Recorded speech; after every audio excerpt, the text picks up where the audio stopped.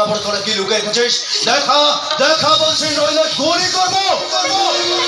না মানে দারোগা বাবু, আমার পেটের কাপড়ে কি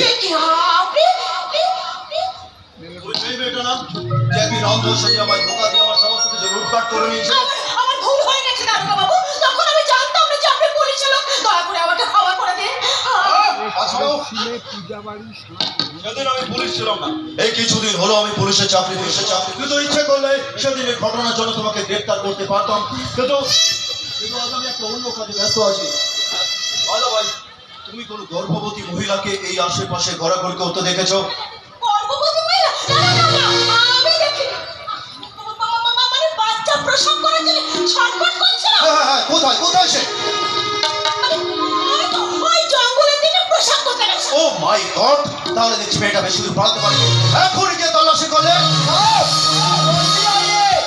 स्मगलर का एक साथी मारने पर भाग रहा है, आप जल्दी आइए। खामोश बेवकूफ, उसको रोकने को कोशिश करो, नहीं तो गोली मार दो।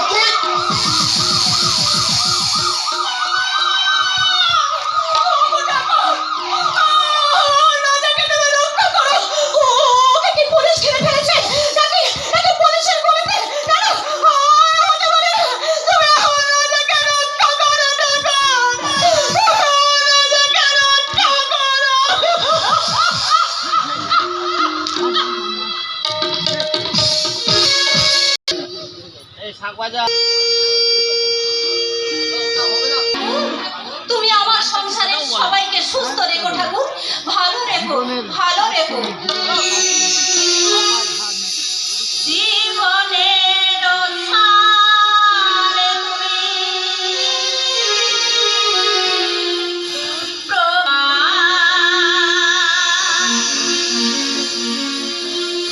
প্রণাম জানাই আমি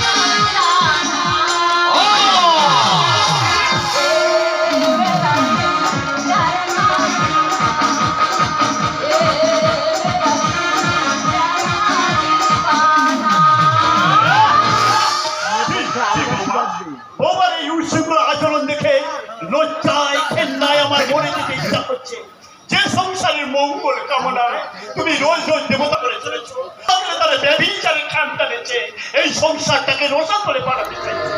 এসব না দেখে চোখ খান বন্ধ করে আরে ওই বড় বড়িটা সেকেলে ভক্তের কীর্তন শুনে না আমার মুডটা একেবারে নষ্টই হয়ে গেল। আজ আর আমার গান গাইতে ভালো লাগছে না গো। পেরেছিলাম আমরা পেয়েছি, আর কি পেলাম? আমার সমস্ত চাওয়া পাওয়াটা ওই বুড়ো বুড়িটা একেবারে নষ্ট করে দিল। আরে তোমাকে নিয়ে কোথায় একটু ফুর্তি করবো তা হওয়ার উপায় নেই। ওই বুড়ো বুড়িটা যেন আমার থেকে একেবারে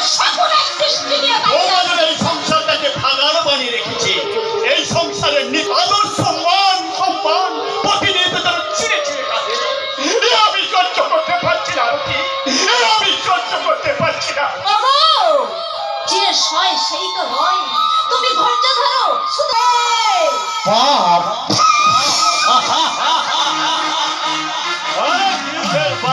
তুমি কখনো শুনেছো আজ যাদের ফ্যামিলিতে কোনো ছেলে কিংবা মেয়ে তাদের বাবা মাকে একসাথে রেখে তারা তাদের লাইফটাকে পয়েন্ট করতে? না না না, একদম নয়। তারা হয় বাবা মাকে বৃদ্ধাশ্রমে পাঠিয়ে দিয়েছে, নয় বৃন্দাবনে। ওই বুড়া বুড়িটাকে জাস্ট তাড়িয়ে দাও। কেমন করে? কাছে তো আমি সব বলছি।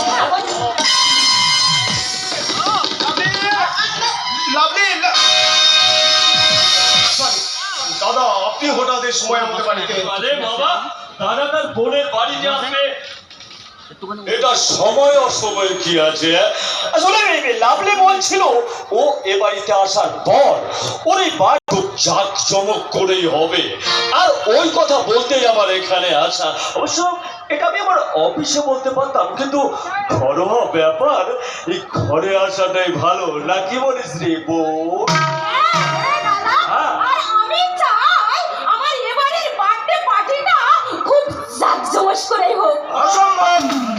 দরকার বিয়েতে আমি অনেকগুলো টাকা খরচ করে ফেলেছি, এখন এগুলো করা আমার পক্ষে সম্ভব নয়। আরে বাবা, কে তোমাকে করতে বলেছে? আমার বোন, আমি করব। কি বলিস রে বোন? হ্যাঁ, কেন করবো না? জানিস আমার না কোনো বোন ছিল না।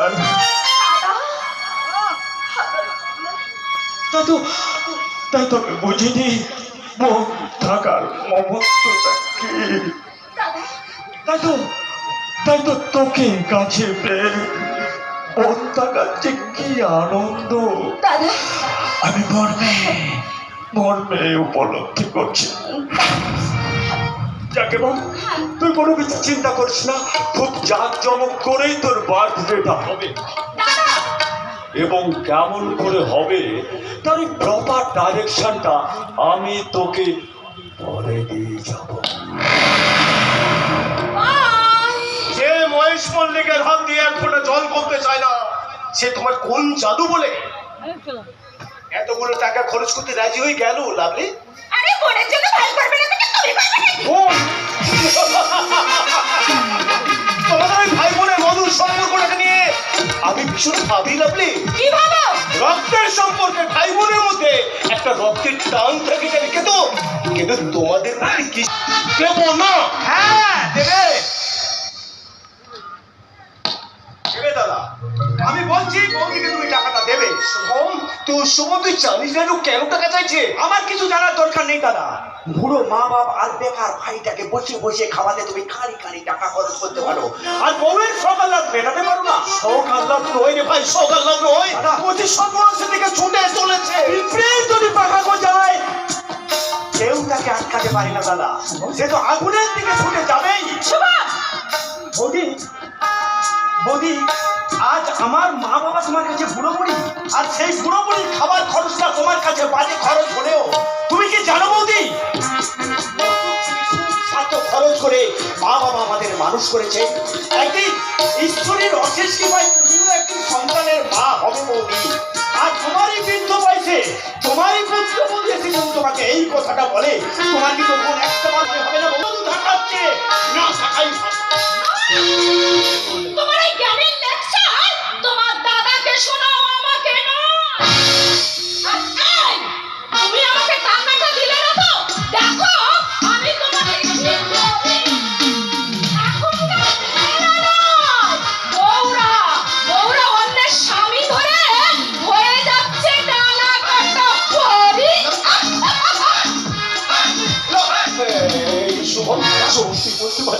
আমি কেমন করে বোঝাবো ওই অবধূত শৃঙ্খল লাভলিকে? জানিস শুভম, জানিস আমার মাঝে মাঝে মনে হয় ওই শয়তানের খোলা টিপে খুন করে দিয়ে আমি নিজেকে শেষ করে ফেলি। না, এমন কথা আমি কখনো ভেবো না দাদা। আমাদের সংসারটাকে একটু একটু করে শেষ করে দিতে চাইছে, আমি সব কিছু করে উঠতে পারি, তাহলে আকাশে চন্দ্র সূর্য উঠতো না, জোয়ার ভাটা বইতো না, শয়তান মহেশ বললে এবার তো তোমার বিরুদ্ধে চিকরিদের বুকে কুয়া বাজে আঘাত হচ্ছে সইব না আমাদেরও খুব ভাবছে। কোথায় চলে গো? তোমাকে তুমি কি এই যে মশাই, এত খুশি মনে বউ বউ বলে ডাকছো কেন শুনি? জানো, সেদিন ফুলটার ডাল রাতে একটা তোমাকে উপহার দেবে বলেছিলাম, সেটা তো দেওয়া হয়নি। কি একটা গান। হ্যাঁ, ওই কাগজে তুমি সই করবে না। এটা কিসের কাগজ? এটা কোনো সাধারণ কাগজ নয় গো বৌদিমণি। মাধবদা, এটা তোমার শ্বশুর মশাইয়ের করা মহামূল্যবান দলিল। মূল্যবান দলিল? হ্যাঁ, ওই দলিলে লেখা আছে ছোট বাবুর অবর্তমানে সমস্ত সম্পত্তি মিশনের নামে চলে যাবে, কিন্তু কেউ যদি ছোট বাবুকে বিয়ে করে সেই ভিখারিনী। সে কি? এ কি বলছো মাধবদা? জানি তো, কিন্তু তুমি যদি একবার সই করে দাও তাহলে সমস্ত সম্পত্তি বড় বাবুর হয়ে যাবে গো ছোট বাবু। মাধবদা, আর ওই সম্পত্তি বড় বাবু হাতাতে পারেনি বলে এখনো তোমার দুজনকে বাঁচিয়ে রেখেছে। মাধবদা, সম্পত্তি তোমার হয়ে যাবে। আমার তোমরা দুজন খুব সাবধানে দেখো গো বৌদিমণি। মাধবদা, তোমরা খুব সাবধানে দেখো, খুব সাবধানে দেখো। মাধবদা, মাধবদা কি বলে গেল? সত্যি কি দলিল না তোমার? না দাদা, ওই কাগজটা সই করে দিলে তোমাকে একটা থানা লাল কিনে দেবে বলেছিল। হ্যাঁ দেবো তো দেবো তো দেবো তো। তোর বউকে নয়, তোকেও দামি দামি পোশাক কিনে দেবো।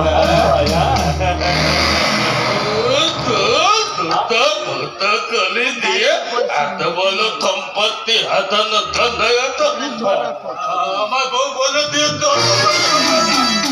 তাই এই কালনাগিনীটা তাহলে তোর কানে বিষ মন্ত্র দিয়েছে, তাই না? বেশ বেশ, আর যদি তোর বউটাকে চুলের মুঠি ধরে এ বাড়ি থেকে তাড়াতে না পেরেছি,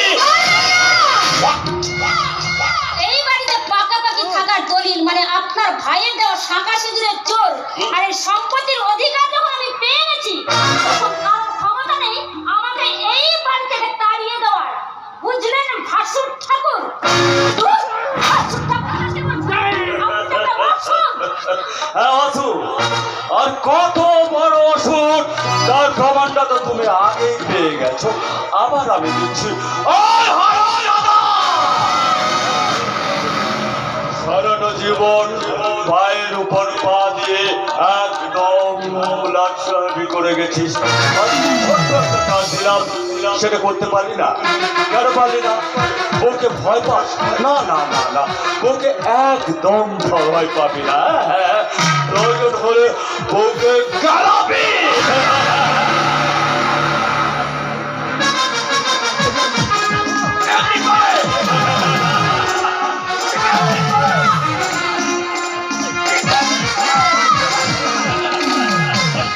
এভাবে মারবেন না, ওই যে মরে যাবে। সারা কাজের সময় যতক্ষণ। হ্যালো হ্যালো, কে বলছেন? কি বলেন? আমার এই কারখানায় ধর্মঘট? এই কিছু দাবি, কোনো দাবি দাবি নয়। তাহলে ও আচ্ছা, ঠিক আছে ঠিক আছে, তুমি রাখো, আমি এক্ষুনি আসছি।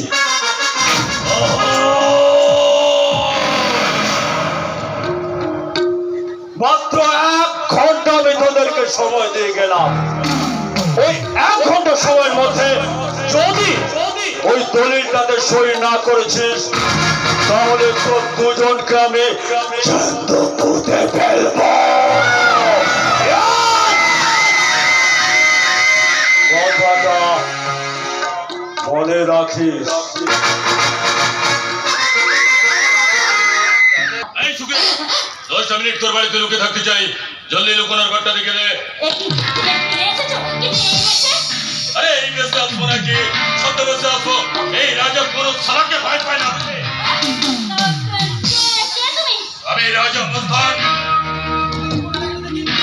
সালা জলদি লুকোনোর জায়গাটা দেখে দে, নাহলে ছুরিটা একদম। লুকোনোর ঘরটা। ওইদিকে। Thank you. কে ওই লোকটা? আমি তো আমার স্বামীর মতো দেখতে। ওই লোকটা সত্যি রাজা মস্তান নাকি অন্য কেউ? ম্যাডাম, এই কিছুক্ষণ আগে যে লোকটা আপনার ঘরে ঢুকেছে তাকে আপনি আমার হাতে তুলে দিন। কোনো লোক আমার ঘরে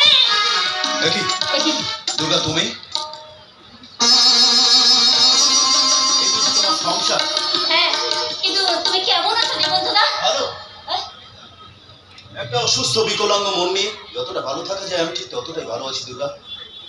হঠাৎ করে এই চাকরিটা না পেয়ে গেলে হয়তো আমি কোনো অনিশ্চয়তার মাঝে হারিয়ে যেতে হতো। আমায় ক্ষমা করে দাও দিগন্ত, সেটা আমি মহা ভুল করে ফেলেছি। আমি বুঝতে পেরেছি বৌদি চক্রান্ত করে তোমাকে ফাঁসিয়েছে। মৃতপ্রায় শুকনো চারা গাছের গোড়ায় সহানুভূতির বাড়ি সঞ্চার করেছিলাম। দিগন্ত আমার চেয়ে অনেক ভালো ঘর পেয়েছো, অনেক অর্থ সম্পদ, এসবের কোনো কিছুই তো আমি তোমায় দিতেই পারতাম না দুর্গা। কি যে পেয়েছি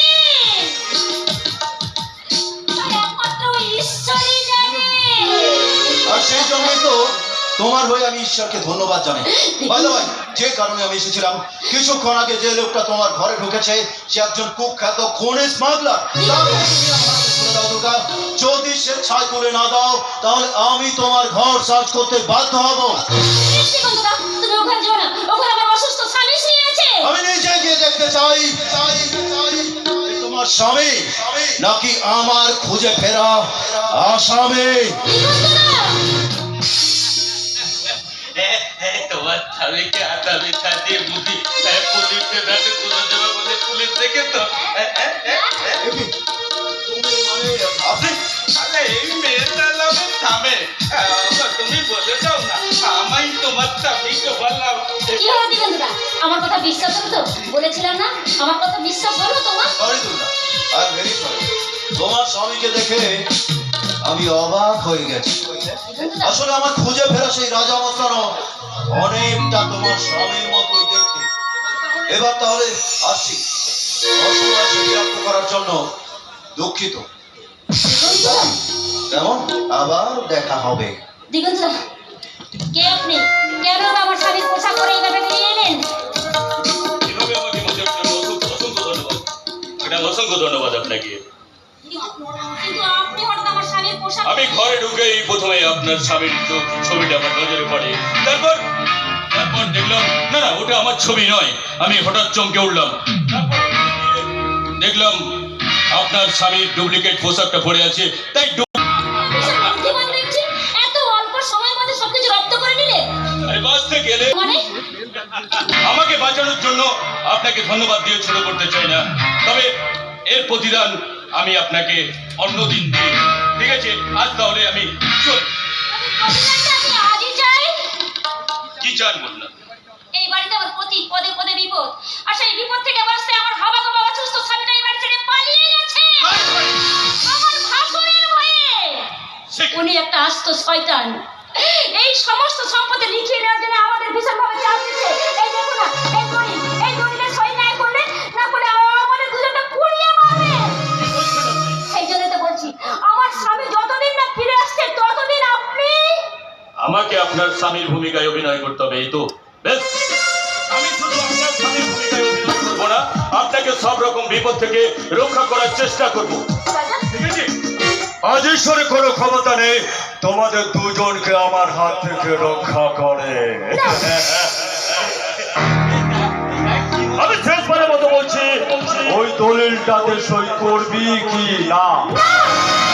না না, আমার স্বামী যখন একবার না বলে কিছুতেই আমি সই করবো না। বাহ বাহ বাহ বাহ, তাহলে তোদের দুজনকে আমি এখান থেকে শেষ করে দেব। সবার আগে মারবো তোর স্বামীটাকে। আদর করে মারবো।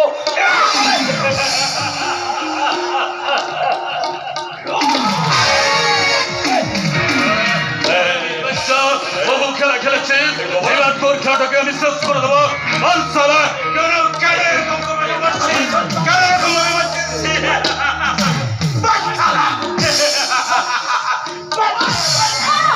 ওকে শেষ করে দাও। শেষ করে দাও। जदा जदा हि धर्मस्य ग्लानिर्भवति भारत अभ्युत्थानस्य सदन्तं सुखमहं परित्राणाय सर्व विनाशाय च स्नेहितं धर्मसंस्थापनार्थाय सम्पूर्णामि जुगे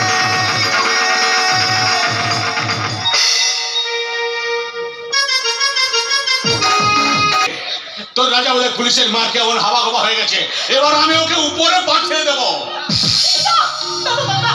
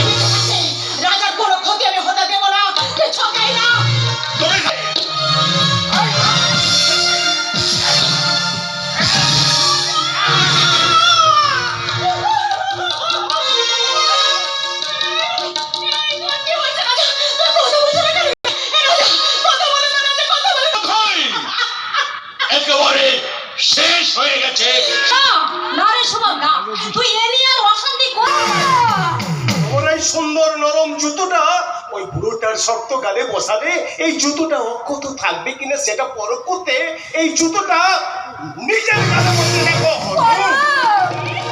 তুমি আমাকে জুতো মারলে? এই জুতো মারলাম। এরপর যদি তুমি কখনো আমার বাবা মায়ের গায়ে হাত ধরো, সেদিন তোমার হাত দুটো আমি টেনে ছেড়ে নামিয়ে দেবো। তা তো বলবি রে ভাই, তা তো বলবি। কারণ তুই যে এ যুগের কাপুরুষদের মতো বউ পিটিয়ে পুরুষ সাজতে চাইছিস, তোর মতো জানা নেই আমার এই লাভলি বোনটা যদি একবার থানায় কমপ্লেন করে তাহলে তাহলে শুধু তুই নয়, তোর টোটাল ফ্যামিলিটার কোমরে দড়ি পড়বে।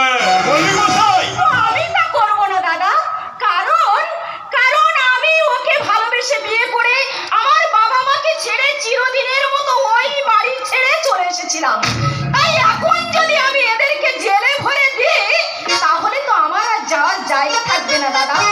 আর এই কথা এরা সবাই মিলে জেনে শুনে আমার উপরে শারীরিক এবং মানসিক অত্যাচার করে।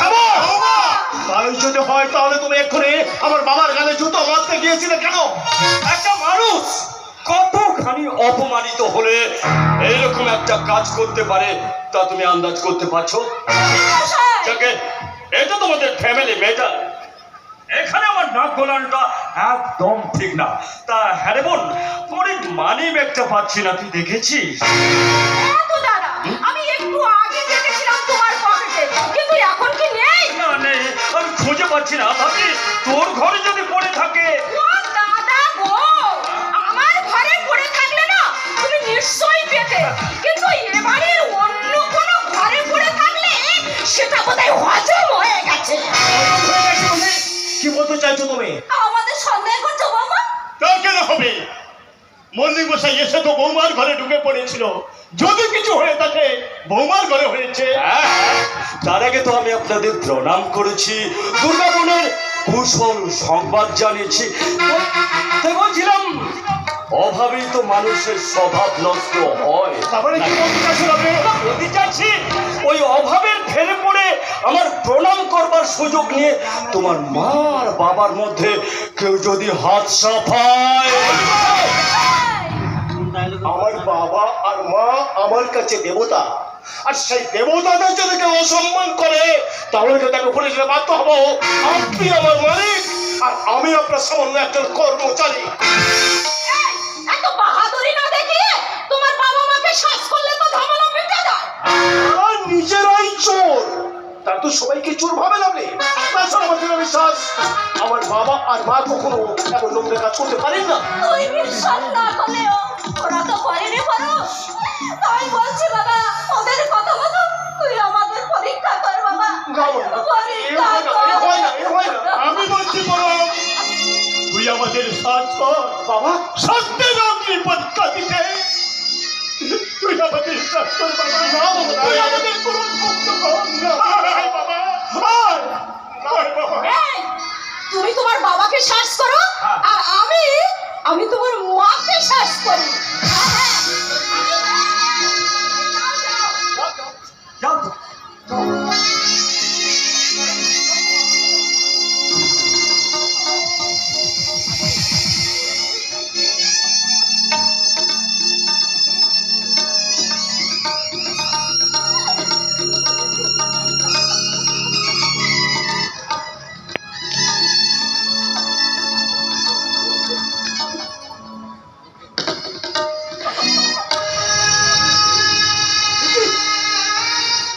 তোমার পকেটে মানি ব্যাগ? এই তো আমার মানি ব্যাগ। ভালো করে দেখো তোমার ওই মানি ব্যাগে টাকাগুলো ঠিকঠাক আছে কিনা। একদম ঠিক আছে রে বোন। তাই তো মানি ব্যাগ আমার পকেটে। আরতি, আমি কি স্বপ্ন দেখছি না এখনো জেগে আছি? মাথার উপর আকাশটা স্থির আছে, পায়ের তলায় মাটিটা ফেলে চৌচির হয়ে যায়নি। ওরে পরম, বিশ্বাস করছি বাবাচ্ছি। তোমার যদি এতই টাকার প্রয়োজন ছিল তুমি আমাকে বললে না কেন? তোমার সব টাকার চাহিদা আমি বলছিস তুই? যে মানুষটা সারাটা জীবন অর্ধেক উপোস থেকে তোদের 3 ভাই বোনের পেট ভরে এসেছে, শত অভাবেও কারোর কাছ থেকে 1 টাকা পর্যন্ত ভিক্ষে না নিয়েও নিজের সৎ উপায়ে উপার্জন করে তোদের প্রয়োজন মিটিয়েছে, তবু সেই মানুষটাকে আজ তোর বলে বিশ্বাস হয় না করো।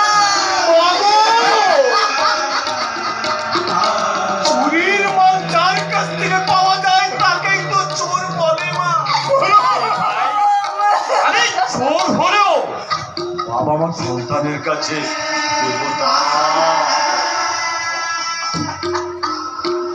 আমি এসব চোর দেবতাদের সঙ্গে আর আমি এক ঘরে থাকতে চাই না। এই, তুমি এই চোরদের সঙ্গে থাকো আর আমি এই চোর।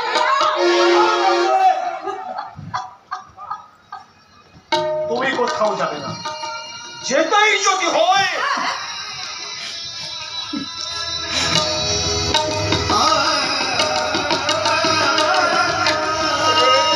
চোরগুলোই যাবে।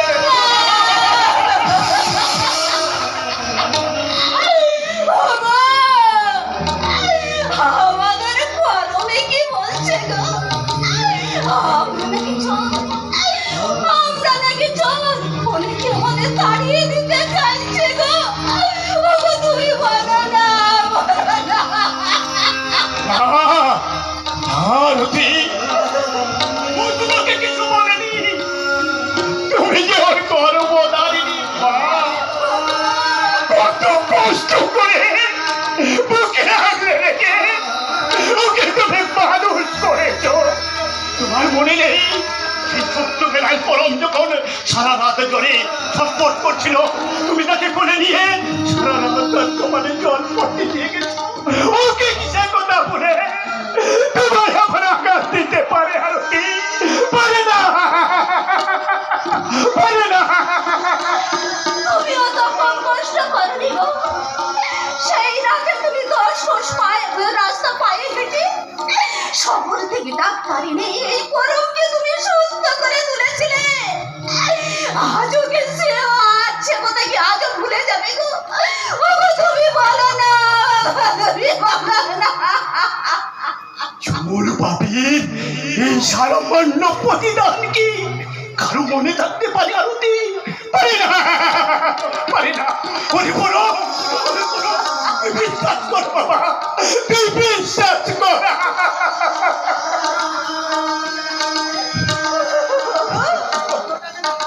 আমি তোদের কাছে হাত জোর করে অনুরোধ করছি বাবা, আমাকে নয় তোর মাকে বাড়িতে থাকতে দে বাবা। আমি থাকবো না, আমি চলে যাবো, আমি চলে যাবো। এই সংসারে আমার স্বামী চোর অপমান, সেই সংসারে আমি কখনোই থাকবো না গো। আমি কখনোই থাকবো না। আমি তোমার সঙ্গে কাজ করে থাকবো, প্রয়োজনে ভিক্ষে করে খাবো, তবু তোমাকে ছেড়ে আমি কোথাও থাকবো না গো। আমি কোথাও থাকবো না।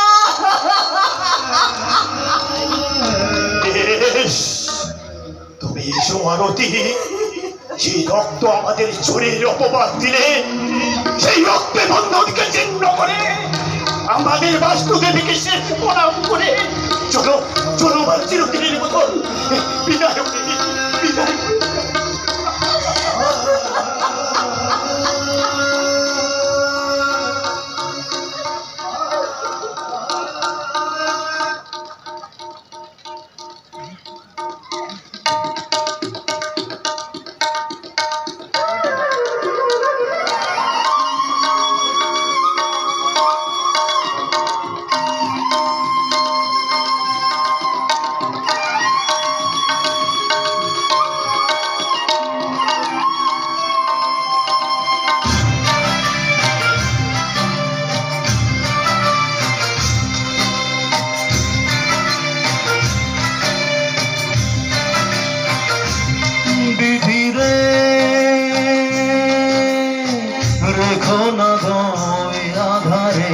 লাগে অসহায় রেখো না গো আধারে লাগে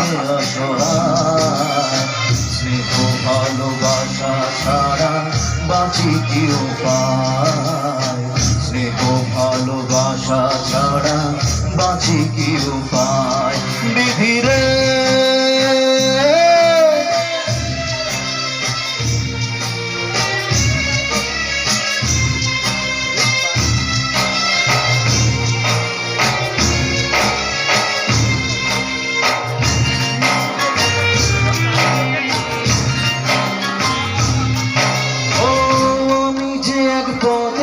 প্রতীক বোঝাই বল পারে যারে বুকে জড়িয়ে ধরি সেই তো চোখল মারে আমি যে এক পথের প্রতীক বোঝাই বল পারে যারে বুকে জড়িয়ে ধরি সেই তো চোখল মারে শূন্য বুকে ব্যথার পাহাড় শূন্য বুকে ব্যথার পাহাড় আকাশ ঢেকে যায় স্নেহ ভালোবাসা ছাড়া বাঁচি কি উপায় স্নেহ ভালোবাসা ছাড়া বাঁচি কি উপায় বিধি রে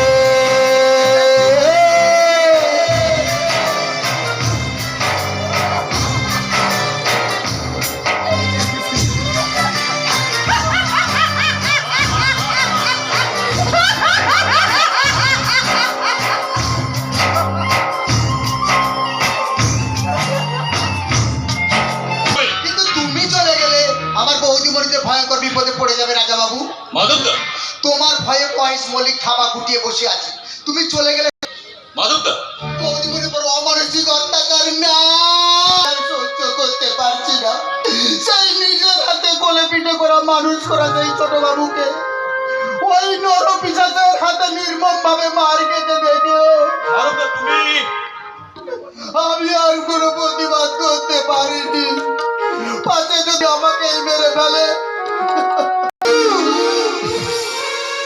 পোহা পাপিটারে সাজা দিতে আপনার ভাই গৌরব নয় এই রাজা বিকল রাজার মতো দেখতে আমার পরম শত্রু রাজা মস্তান রাজা মস্তান আপনার ভাই গৌরব আমাদের বস্তিতে আমার বোন ঝুমরি রাজা তার প্রেমিকার কাছে লুকিয়ে আছে পুলিশ কি রে হ্যাঁ আমরা প্রথমে তাকে চিনতে ভুল করছিলাম স্যার এখানে এসে আপনার নকল ভাইয়ের সাজে রাজাকে দেখে আমার সব ফুল ভেঙে গেছে স্যার আমারও ফুল ভেঙে গেছে তাই তো ভাবি সেদিনকার গবারাম আমার পশ্চাবুক তুললো কেন এবার আমি খেলবো নতুন পাশা খেলা তোর ওই পাতানো বোন ওই রাজাকে ভালোবাসে 10,000 দিলাম আর আমার ভাই গবরামকে ওখানে ওকে স্যার একেবারে শেষ করে দিবি তারপর ওই ঝুমড়িকে নিয়ে আমাদের 7 নম্বর গোডাউনে যাবি কেমন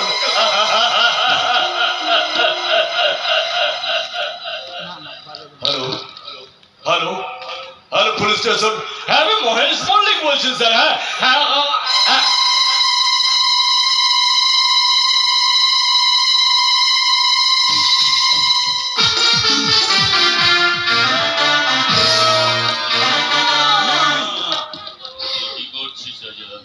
সমৃদ্ধকে মন প্রাণ দিয়ে ভালোবাসি তাকে ভুলে কিনা মেম সাপকে আপন করার কথা ভাবছিস অপরাধ নিও না ঠাকুর শুধুমাত্র আমার বেঁচে থাকার তাগিদে আমার আসল স্বামীকে বলে আমি নকল স্বামীর হাত ধরতে বাধ্য হয়েছি কিন্তু আমার স্বামী ফিরে এলে রাজাকে আমি আপনার হারিয়ে যায় মেম সাপ তাহলে দেখবেন কেউ আপনার কোনো ক্ষতি করতে পারবে না কোনো ক্ষমতা নেই তোদের দুজনকে আমার হাত থেকে রক্ষা করে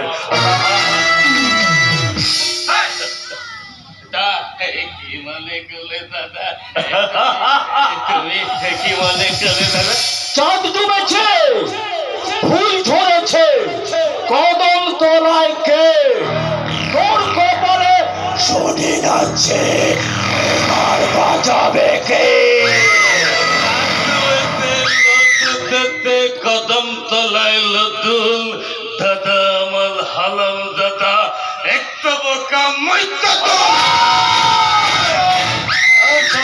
নকুল গোবরম ওরফে রাজা মস্তান রাজু ইন্সপেক্টর, আমি আপনাকে বলেছিলাম না আমার আমার বাড়িতে ওই রাজা মস্তান শুধু লুকিয়ে নেই, আমার ভাইয়ের বউটাকে রীতিমতো বউ বানিয়ে ফেলেছে। বউ গোবরমটা আমাকে তদন্ত করতে দিন। বউ তখন থেকে আমাকে লাদা লাদা বলতে গেল লাদা হয় তাহলে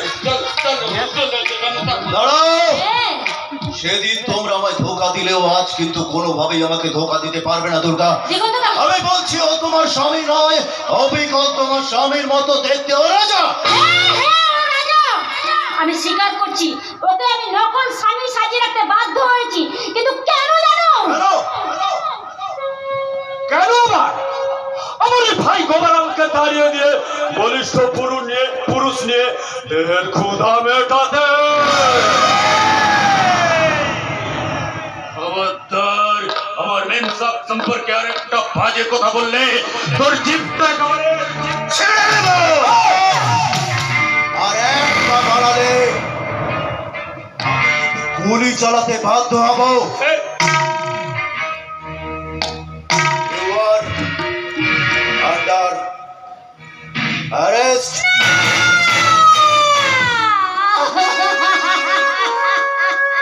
কাকেন্না মেন সাহেব, কাকেন্না, এই দুনিয়ায় চোখের জলের দাম আপনার কেউ দেবে না, তাই বলছে এখন থেকে চোখটা মুছে ফেলে আপনি এবার আগুন ছড়ান, আগুন। রাজা, মেম সাহেব, আমি চলেই যাচ্ছি। যদি পুরোটা দিন আপনার স্বামীর ভূমিকায় অভিনয় করতে গিয়ে মনের অজান্তে যদি কোনো ভুল হয়ে যায়, আপনি আমায় ক্ষমা করবেন মেম সাহেব, আপনি আমায় ক্ষমা করবেন। কিন্তু আমার কি হবে এখন রাজা? অসময়ে সুযোগ নিয়ে এরা যদি আমার বড় কোনো ক্ষতি করে দেয়? এই দুনিয়ায় কোনো জেল নেই যে রাজা মস্তানকে বেশি দিন আটকে রাখতে পারবে। রাজা, কান খুলে শুনে রাখ মহেশ মল্লিক, আমার মেম সাহেবের চোখ দিয়ে যদি দু ফোঁটা অশ্রু নামে আমি 1000 গুণ রক্ত তোর শরীর থেকে নিংড়ে বের করে নেবো, কথাটা মনে রাখিস। চলুন স্যার, আমাকে কোথায় নিয়ে যাবেন? চল। চলো। দিগন্ত দা, তোমরা সবাই এভাবে চলে যাও না। তুমি অন্তত আমার জন্য কিছু করো দিগন্ত দা। আমি আইনের সেবক ম্যাডাম, তাই ব্যক্তিগতভাবে কারোর জন্য কিছু করা আমার পক্ষে সম্ভব নয়, কিন্তু একজন আইনের সেবক হিসাবে আমি আপনাকে কথা দিতে পারি ম্যাডাম, আপনার হাজবেন্ডকে আপনার কাছে ফিরিয়ে দেওয়ার জন্য আমি আপনার চেষ্টা করব। চলে, গুড বাই। দিগন্ত দা, যাও যাও যাও ইন্সপেক্টর, যাও। তুমি ওখানে পৌঁছানোর আগে আমার ভাই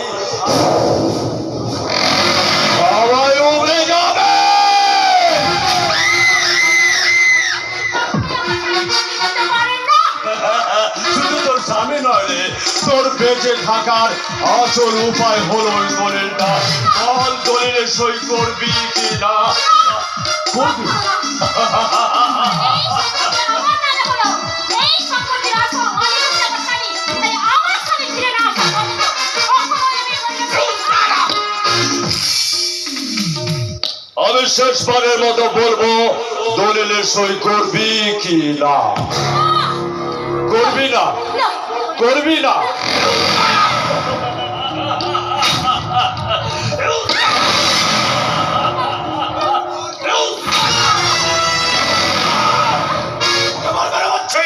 ও আমাকে বাবা বলে ডেকেছে, ওর গায়ে আরেকটা আঘাত করলে তোকে আমি শেষ করে দেবো।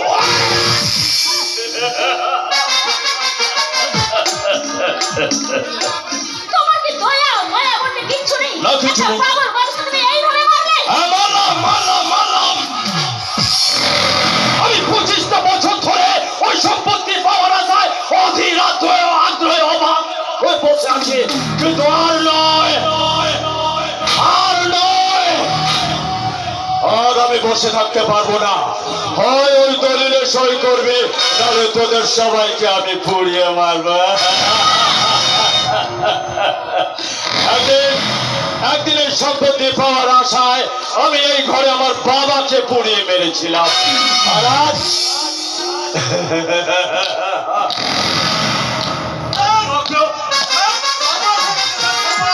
কিছু সর্বনাশ।